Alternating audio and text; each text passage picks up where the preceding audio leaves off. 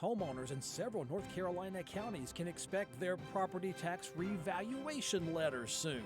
Asheville leaders are grilled about their DEI programs, if they exist, and millions to kickstart election management software upgrades. This is State Lines. Funding for State Lines is made possible in part by Across North Carolina, strong communities begin at home. The North Carolina Realtors represent more than 55,000 professionals statewide, focused on expanding housing attainability for all. Quality public television is made possible through the financial contributions of viewers like you, who invite you to join them in supporting PBS NC.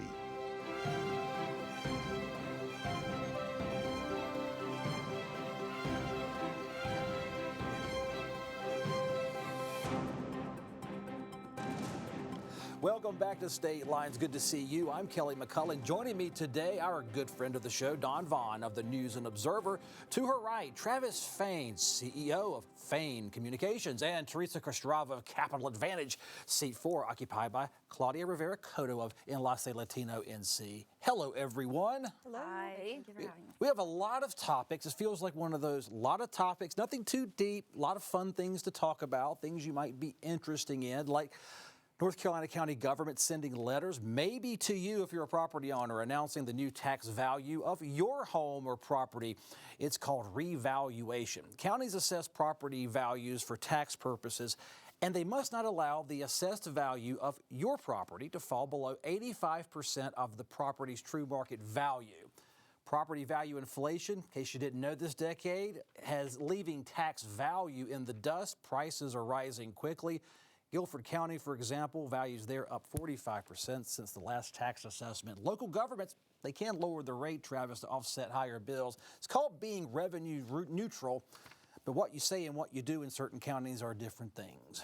Yeah, and I mean, look, we're in a fast-growing state, a lot of fast-growing counties. I live in Wake County, and this is an issue, a political issue that has kind of broken containment, right? It's not just something we talk about on State Lines or in any sort of bubble. My neighbors are noticing this, my friends are noticing this, because their bills are going up, and it's pretty significant. Worth noting, both the House and Senate, General Assembly, House and Senate, have a committee. Each one has its own committee to look at this issue. I'm beginning to think they may actually do something about it. We'll see what it is they do. Also worth noting that, you know, a lot of what your property taxes pay for at the county level is schools. And as the state continues without a budget and over the years has not funded schools at the level that a lot of people think they should, that does have a downstream effect. Well, the House is ahead of the Senate, right? So this was, you know, Republican House Speaker Destin Hall put this out. The committee started meeting in December, and now Senate Leader Phil Berger said, okay, these are the people in the Senate that I want to look at this too. And once the Senate agrees to do something, it's going to happen. Some form of, you should never say it's going to happen with legislation, but it is much more likely to happen that there will be some sort of property tax reform passed this year. Theresa, I remember first reading about this in Florida, and some people in my family got on it. I said, there's no way they'll reform property. I don't know how you would possibly do it. And then you start paying attention to the legislature, and Democrats, some very liberal, go, you know, we have an issue here. We need to discuss it. Maybe in different nuances from Republicans, but I don't say they're calling it a problem, but it's something to be considered. Well, it is a problem, especially, so if you talk about people that own property that's in, let's say, older neighborhoods. Let's just take Raleigh, okay? So some of those people that have lived in those homes that are now the highest value are on fixed income. And that kills people that are senior citizens that are getting X amount per month, and their property taxes over the last 10 years, I can tell you, have doubled. You know, so the whole idea of revenue neutrality is just that. It's an idea that rarely comes to fruition, and it's painful for everybody. The more you're spending paying those taxes, the less you're spending taking care of your kids or your family or buying things, and that's what our economy needs. Claudia, there's some mixed messaging here. People talk about working families, young adults and professionals can't buy a house in some of these larger cities and suburbs. And then when you hear the sound bites and we discuss it, politicians, all of us will go back toward fixed income of senior North Carolinians. How do we separate the needs of fixed income folks older with younger people who want to buy a home, and would lowering taxes or reforming them help them buy a home? Yeah, I think that particularly, as you're mentioning, like the revenue neutral rate, that is something that would benefit all of the population regardless of age. And if you think about it as well, like homeowners right now, a lot of them are seeing their tax go up when the counties don't do that revenue neutrality rate. And even if they see that sometimes the tax bill, it looks like the rate is going down, but if it's it's over the rate neutrality, it will eventually be an increase in your tax rate. Travis, Representative Alan Chesser was sitting in seat 3 last week, and he says county commissioners are getting away with these silent, Democrats and Republicans are getting away with these silent tax increases by doing just what she says. They lower the tax rate a little bit, but tax a whole lot more value on your house, creating a tax increase, and then going public and going, I don't vote for tax increases. Well, I mean, I'd ask for specifics on that, but yeah, I mean, it sounds, we can. It sounds about right. I mean, that is so often how it works. But county commissioners are also in a position, you know, the average fire truck is like $1 million now. The average ladder truck is like $2 billion. Why? Well, private equity cornered the market on fire trucks. So, I mean, all these costs are going up, and they're going up for a lot of different reasons. And so it's not just, oh, well, we need to talk about property taxes. We need to talk about what county commissions are doing. There's a lot going on, a lot of moving parts to it. At the same time, hey, Wake County, you want to lower my taxes? Please do. The other point to make about this is that it makes the cost of rents go up. And that affects a lot more people, especially a lot younger people who can't afford. It's really crazy what rents are in some of the markets in North Carolina. You just pass the tax up because you maintain. Okay. Tell me about these. The Senate committee I see is all Republican. The House committee looking at property tax reform, Dawn, has some Democrats on it. Does that matter at all in the context of developing policy? Well, the House, like I was saying, is they're further along, and they're looking at different aspects of property tax. And one thing that is really interesting to me is how they're looking at who or what entities get an exemption from taxes. So if the local governments argue the state's not giving us enough money for this, and higher, tax revenue is the only thing that's going to solve the problem, you can think about who's that you're giving a tax break to. If the homeowners aren't going to get any sort of tax break, you could have more income if you give fewer tax exemptions, and that is what the committee is looking at now. And there are a lot of property owners that get tax exemptions. And one other thing there's the fixed income and people wanting to try to buy a house in the market, but there's also just the average person who's owned their house for several years doesn't suddenly all of a sudden have a bunch more money to pay an increased tax bill. So I think that there's a couple different things that the House and Senate are going to come to some sort of agreement on eventually, but they also have to get Governor Stein to agree to it, and he doesn't want to punish the municipalities. Theresa, this is one thing Republicans drilled into me when I was a reporter there. If you get rid of exemptions in this, you can lower the tax rate for everyone. I have seen online people go, hey, a lot of churches out there aren't paying property taxes. Hospitals too. Yeah. Hospitals too. What do you think? Would Republicans dare go for churches, and would Democrats dare tax hospitals?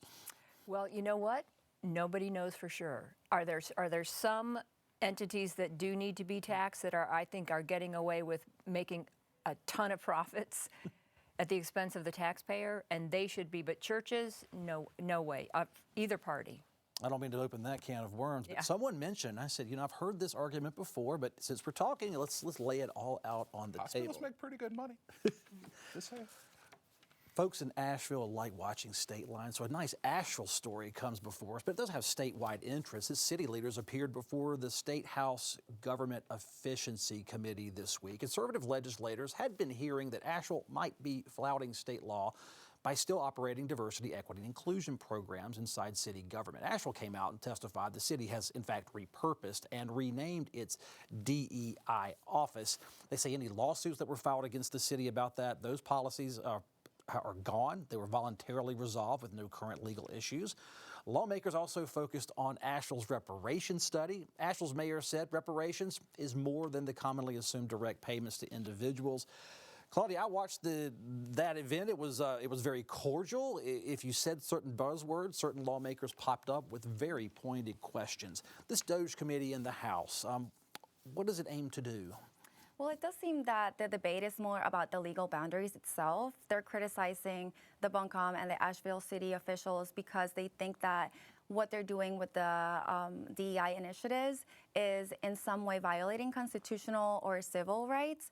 And the local officials are saying that they're not doing so because they are getting information to help underserved communities.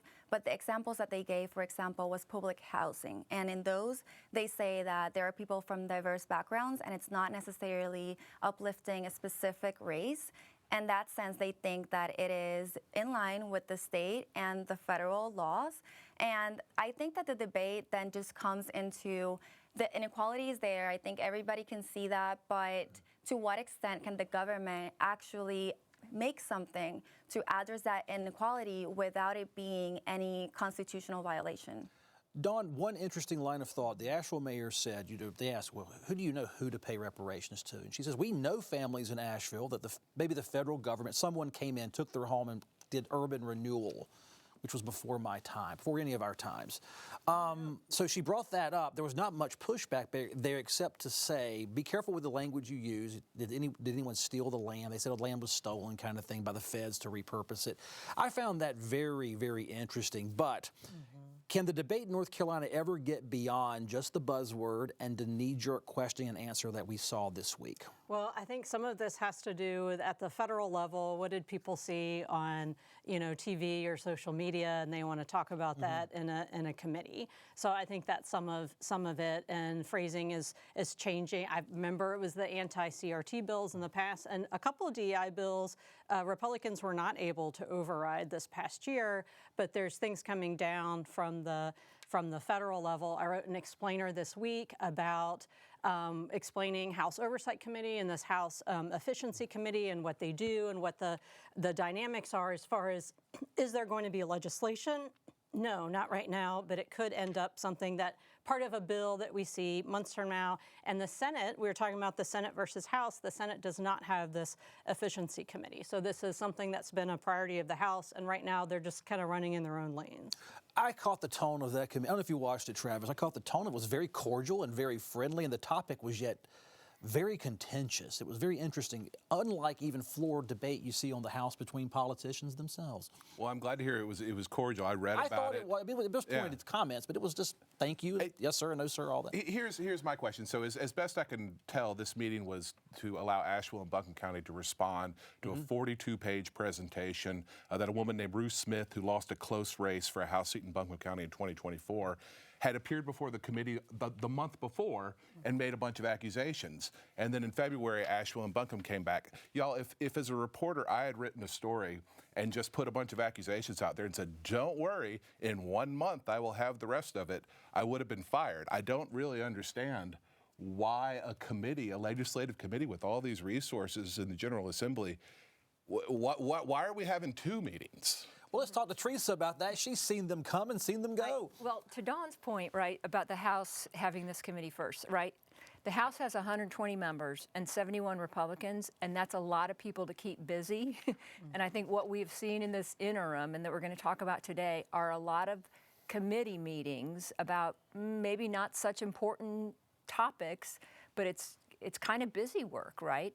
And it's red meat for Republicans is a lot of what's going on as well. And it's an election year. Right? Totally. People have primaries, people have general. So, I mean, I think a lot of the messaging, a lot of the discussion we see, especially if it's in front of cameras, is for the attention and campaigning. And guess what I just did? Gave it all the attention, 5 minutes on statewide television. Yes. And also, not only at the federal level, we have seen that here in the General Assembly, there has been some legislation that has passed and now has been vetoed by the governor that would actually make the DEI initiatives to be illegal in North Carolina. So I think right now they're debating on the constitutional rights, but it does seem that it has in mind that bill that most likely will be debated when the General Assembly comes back. If this veto overrides just float out there, they can just spring it on them whenever they think they have that vote, right? How about members of another House Select Committee, this one on oversight again? They questioned Mecklenburg County leaders this week. Now, there's a couple things going on here. The committee wants criminal investigation documents, emails, anything regarding the Irina Zarutska murder case. She was fatally stabbed on video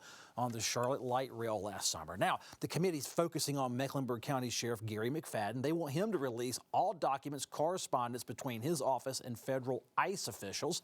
Sheriff McFadden is asked to turn over, Dawn, invoices, credit card statements, travel logs, itineraries, and other expenses partially or fully funded by taxpayers. Everything but the sheriff's diary, it appears.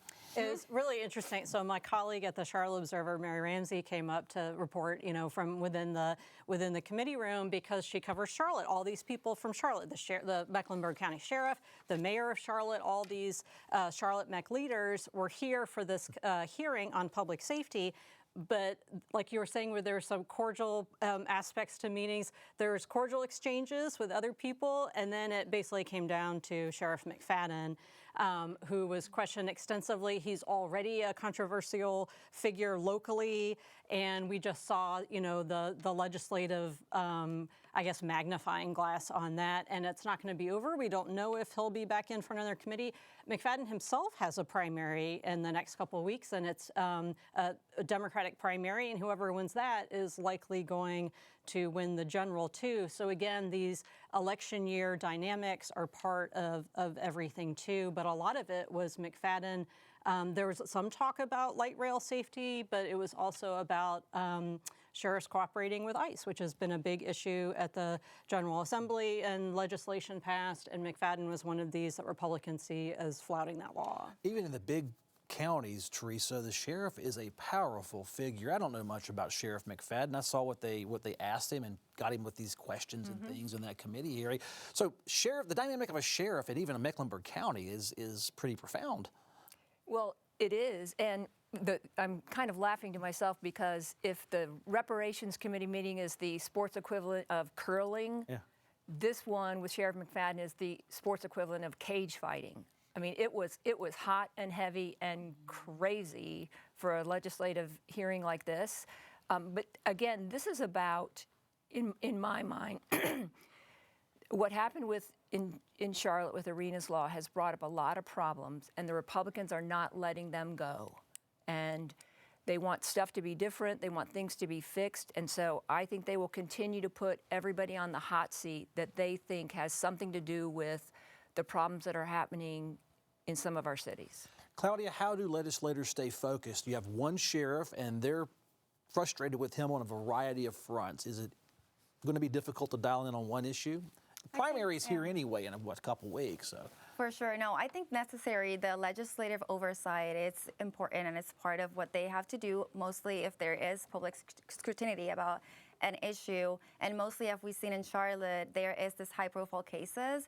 But that being said, we have seen that immigration enforcement and public safety have also become an issue, not only about accountability on the systems, but also politics. And both can be part of it. And I think in this case, that is what's happening, but we will have to wait a little bit and see if they do another oversight and if they focus specifically on the accountability, on seeing if the systems can be fixed, or if they focus more on the politician pressure, because at the end of the day, as you're mentioning, the sheriff is an elected official. Travis, I think I read somewhere one of the committee members, may have been the chairman himself, said these oversight committees are here. They may not change law or change the world, but they will bring attention to even local issues they think matter.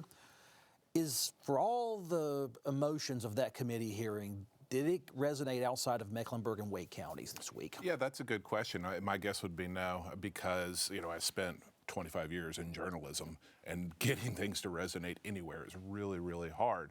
But there is national attention on law enforcement in Charlotte and Mecklenburg County. So to the extent that it's possible to resonate, probably a little bit, but these are things that you're ultimately going to see in campaign ads. You're going to see them brought up again and again and again. And we'll see what happens in election season. So we would set aside the property tax reform issues, like expect something to be proposed in the spring of 26 versus oversight committees like this, which are more just public airings of grievances. It could end up in legislation. It's more likely to, because House Oversight is the House arm of GovOps, which is run by Republicans in control, and they can add things to a bill. So we might see some sort of fallout later, maybe not through this committee, but added as a policy provision in the budget or something. Let's talk about elections. Primaries coming up, general election later this fall. North Carolina's statewide elections computer system, we're told, is nearly 28 years old. Now, the state board of elections can use part of $15 million in new state funding to begin upgrading parts of that system. State officials say that hodgepodge of old computer programming is at risk of failure. A 22-member state commission will oversee this project, including current and past state elections board members, county board of elections members, and even political scientists like our dear friend Chris Cooper, who's been on the show from Western Carolina. Auditor Dave Bullock says $15 million will not completely upgrade the election management database, Theresa. That is wild to me. They can't build a computer for $15 million, and we start with a committee first to fix it. Yeah, actually, I think that Auditor Bullock really has his eye on a prize that is very worthwhile. So the $15 million is just to upgrade what we currently have so that it doesn't fail us. What will be needed beyond that in terms of money is probably closer to $80+ million, because that's to build a brand new back-end database for voting. And his vision includes that it's not just for elections officials, but that citizens would be able to go and access that database and do any kind of query they want, get any kind of report they want. And if you think about it, why do people have doubts about our election system? It's because they don't have transparency. And when that gets created in the state of North Carolina, that any of us can go and access that data, there'll be a lot more faith in the voting system, which is a very positive thing. Travis, that Dave Bullock inherited a 28-year-old computer system is not an accident of state policy. So how is he doing it differently to even get $15 million to begin modernizing the computer systems? I mean, I'm generalizing that, but it's a huge system and undertaking. It's a huge number, and in every government IT project I ever covered as a journalist ballooned in cost. So I would really recommend a few things. One, be real certain about what you want and what you want it to do before you sign the contract, because change orders are what kills a project and balloons cost. Number two, there are 50 states in the United States of America. I refuse to believe one of them does not have a good system like this that already exists, as opposed to building one from scratch. So don't build one from scratch.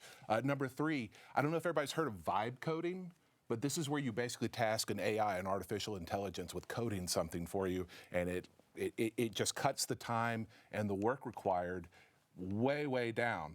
I would really start to play hardball with IT companies on any sort of government IT contract, including this one, because the power dynamic is shifting in that area. That's a really good point with the cost, because I think we've seen, especially with education and things coming down from the legislature, these different contracts of what the the public school systems use, and then the cost of changing that, and then changing that a few years later, and thinking about that, like if there's some, whatever the long-range balloon costs are going to be. Claudia, polling did show people aren't feeling really good about our election structure and processes in North Carolina and America. So this is a step towards a new database that, if Theresa's right and it goes off, you'll be able to do reports on your own. You can look up anyone. Will it work? Will it work in the face of news reports and bloggers and people saying elections are somehow not working as well as they should? Well, I think that modernizing it definitely will help in not having any other failures in the future. And in elections, having even for a little bit a failure can definitely impact the public's scrutiny and the way that they feel about the elections. So if this is what it takes for people to also feel better in the election process, I think it's necessary. And obviously, if it's going to cost this much, people are going to feel that it is going to be good, and eventually I think they could even add more to it, as she's mentioning, and look into other states that could potentially be of an example for North Carolina. Georgia spent over $100 million reforming their system, and the thing of it is, I mean, Travis, yes, it should. Do Republicans believe in election results in Georgia? Because the president just sent a squad to seize information. The point I was making is, yes, should costs be able to go down when you're talking about software because of AI, et cetera? Yes, probably. And a back-end database for voting state by state is going to be unique to that state. And North Carolina is going to want to own its data. And so it won't be like a vendor's going to come in and be able to make any money off of having access to that data, because they won't. The state will own the data, and it will be a custom program just for North Carolina. There's no off-the-shelf database for any state's voter registration, because every state is so different.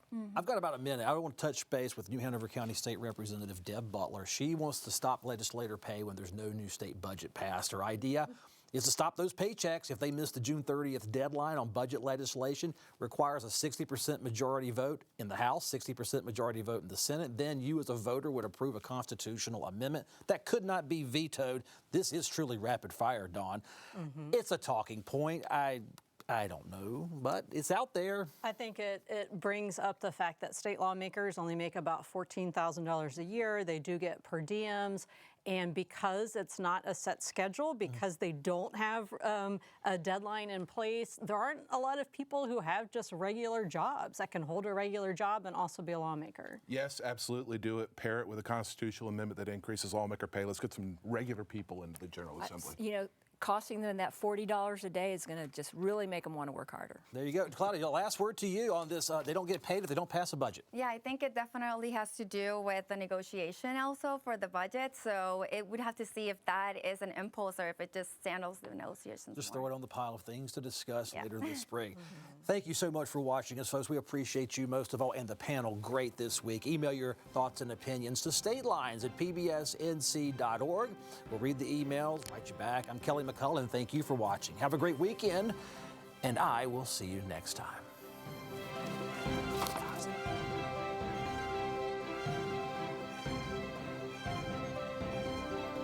Funding for State Lines is made possible in part by Across North Carolina, strong communities begin at home. The North Carolina Realtors represent more than 55,000 professionals statewide, focused on expanding housing attainability for all. Quality public television is made possible through the financial contributions of viewers like you, who invite you to join them in supporting PBS NC.